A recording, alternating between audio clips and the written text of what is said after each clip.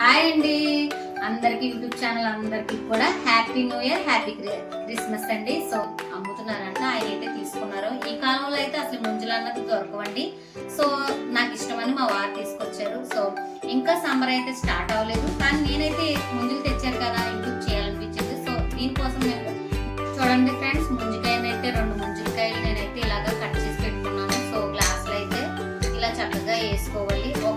మీరు ఎంతైతే కలుపుకుంటారో అంత మట్టుకు వేసుకోండి.